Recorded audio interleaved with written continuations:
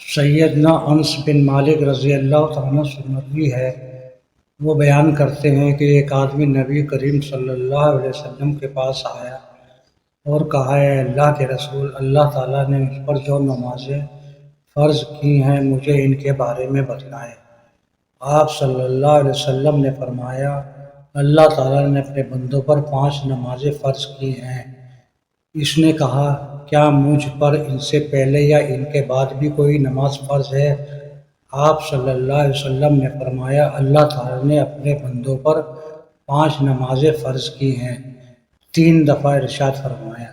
پھر اس بندے نے کہا، اس ذات کی قسم جس کے ہاتھ میں میری جان ہے، نہ میں ان میں کسی چیز کی زیادتی کروں گا اور نہ کمی۔ آپ صلی اللہ علیہ وسلم نے فرمایا، اگر یہ سچا ہے تو جنت میں داخل ہو جائے گا۔ اگر آپ کو یہ ویڈیو پسند آئی ہے تو ویڈیو کو لائک کریں، شیئر کریں، چینل کو سبسکرائب کریں۔ بہت شکریہ۔